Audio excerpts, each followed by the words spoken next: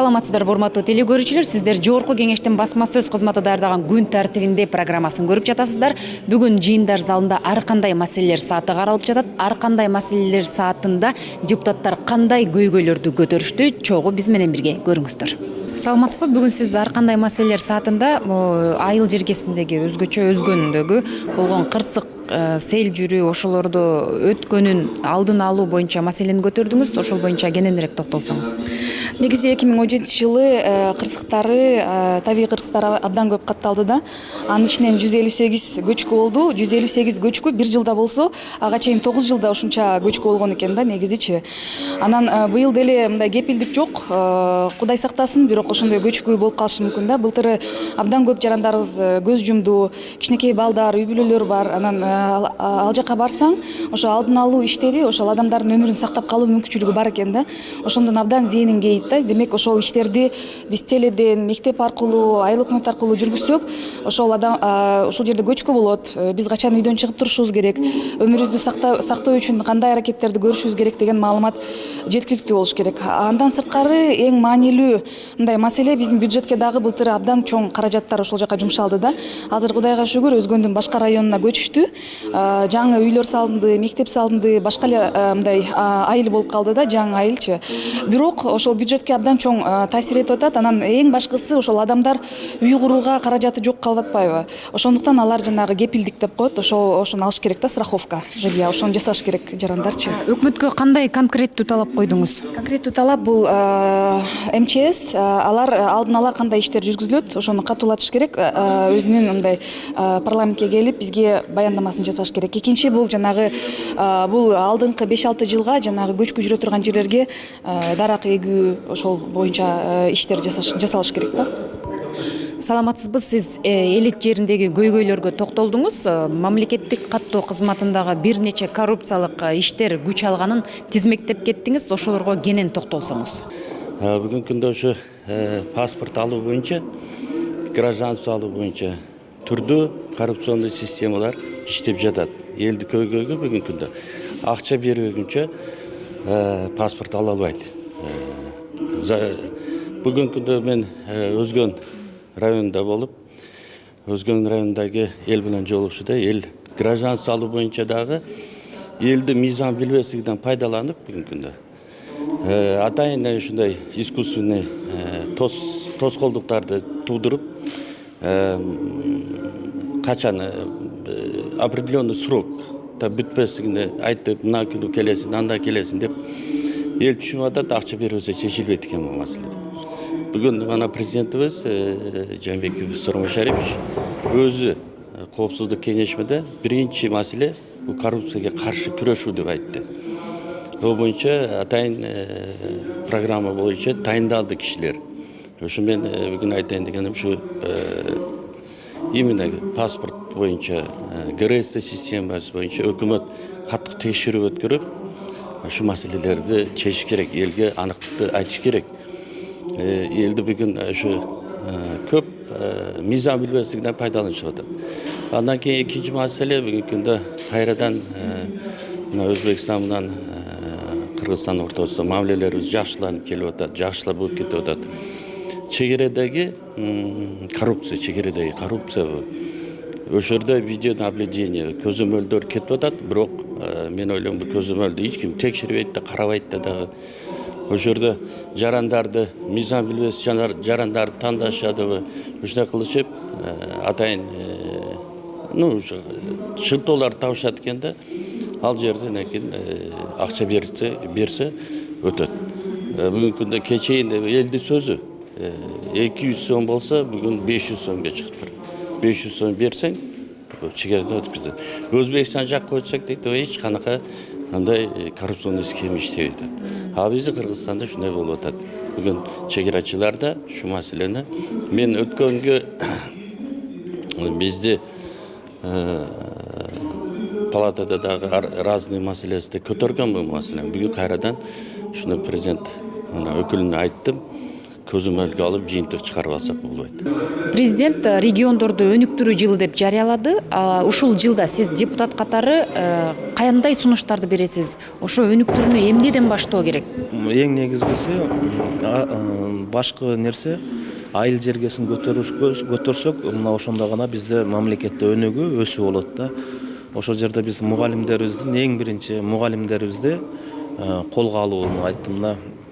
Мына биздин мугалимдердин азыркыга чейин айыл жергелеринде деңгээли өтө начар болуп баратат да.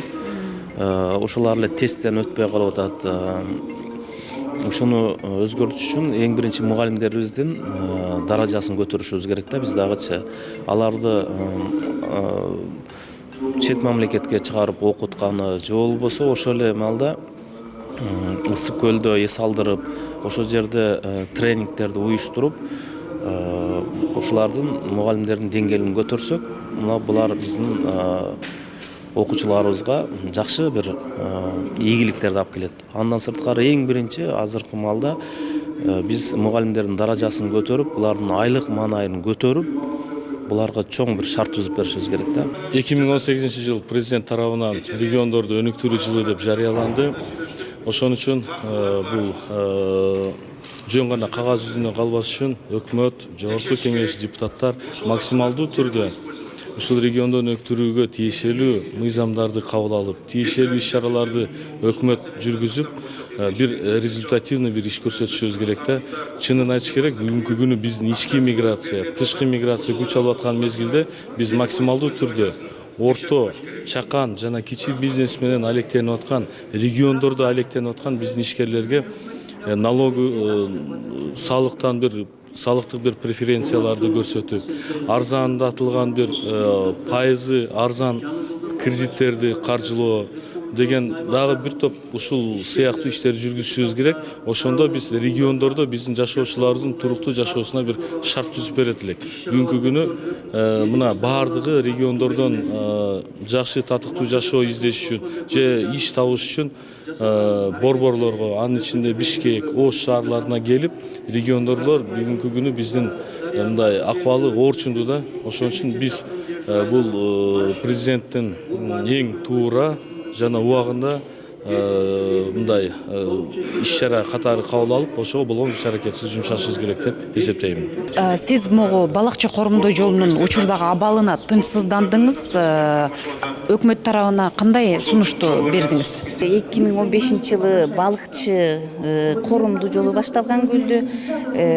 Азыр биз дагы 3-чү көчмөндөр оюнун дагы ысык көлдө өткөрөбүз деп турабыз. Мынакей жыл жаңырып калды. Ошо менен 2 жылдан бери жол бүтпөй турат. Мен ошол жолду баягы элибизге дагы деле азыр дагы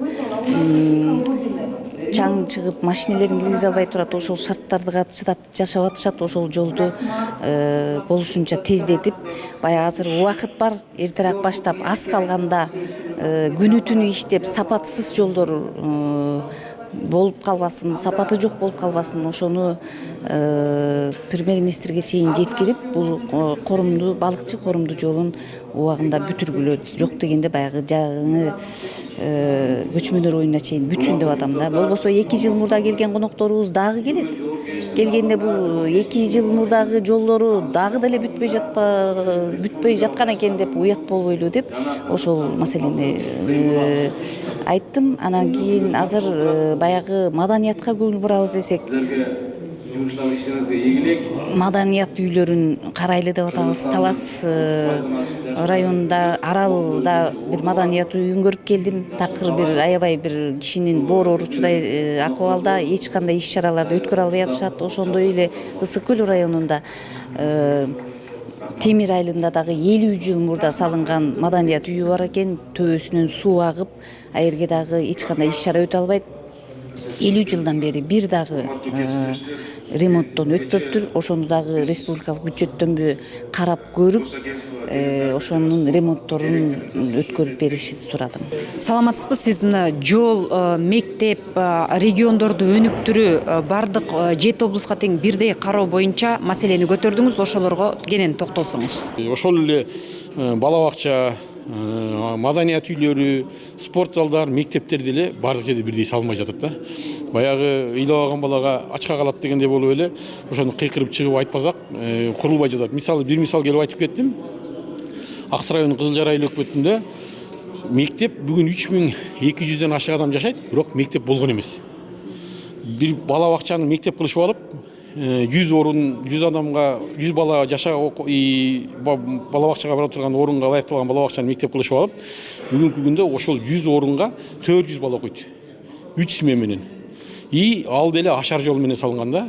Ага мындай окуганга болбойт да. Ошого окшогон көйгөйлөр аябай көп. Жолдор бар, жана башкалар бар. Ушуларды бир көз салып, ушуларды бир оңдотуп берсеңиздер жакшы болот эле. Быйыл эми салып баштабасак дагы ошонун проектин чийдирип, элдин бир көңүлүн көтөрүп койсок жакшы болот деген эле сөз айттым да. Сиздер бардык жаңылыктардан кабардар болуу үчүн Кеңеш KG сайтына кирип парламент радиосун тыңдаңыздар. Саламатта калыңыздар.